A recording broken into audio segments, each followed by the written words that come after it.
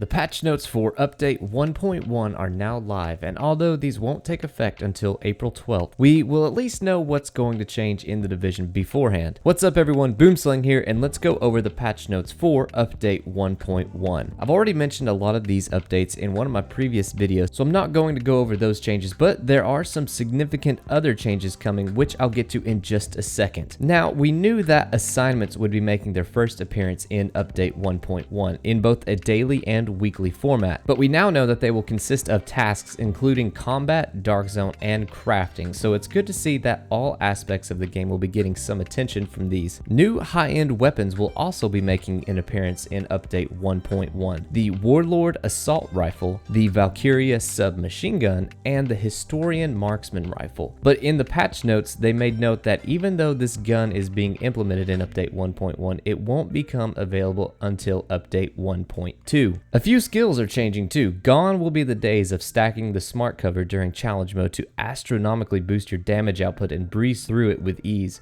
The stacking ability of this skill is being removed once and for all, and also the turret is getting some adjustments.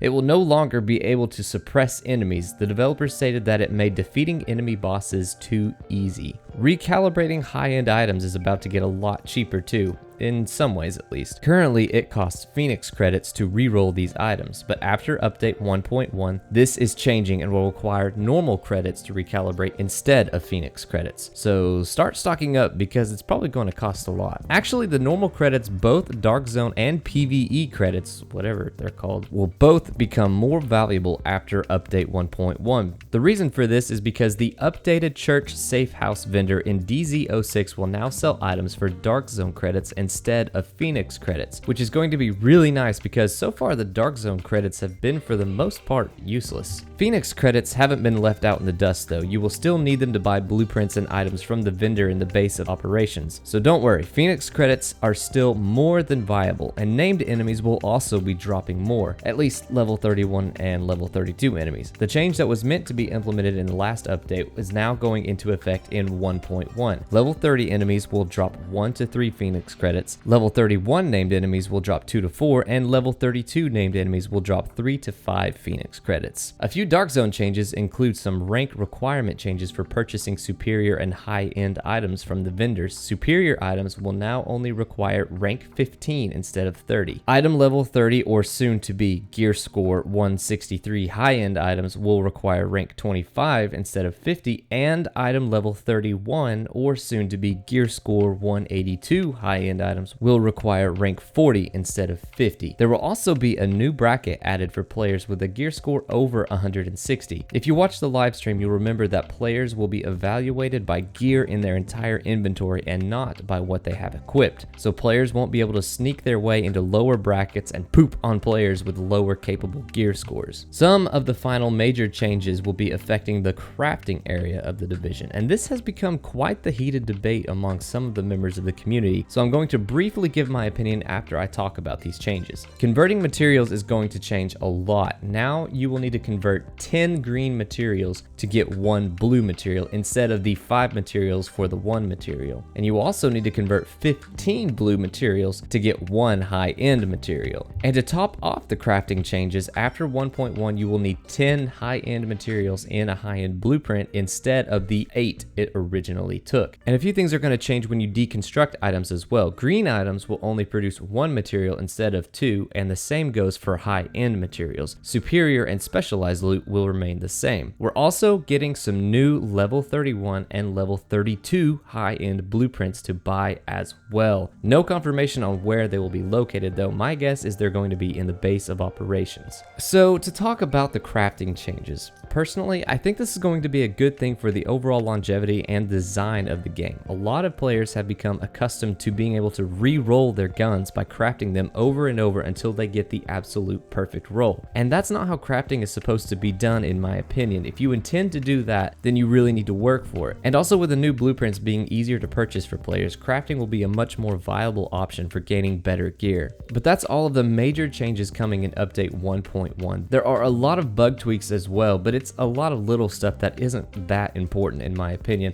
but I'm not going to leave you hanging. I'll leave a link to the patch notes in the description box below, and I'll let you see a video of the changes that are coming. And that's going to bring us to the end of this update 1.1 breakdown. What do you think of the changes coming? What do you think of the crafting and the currency changes, for example? Let me know in the comments. Thumbs up if you enjoyed the video, subscribe for more The Division content, and remember, don't trust anyone in the dark zone.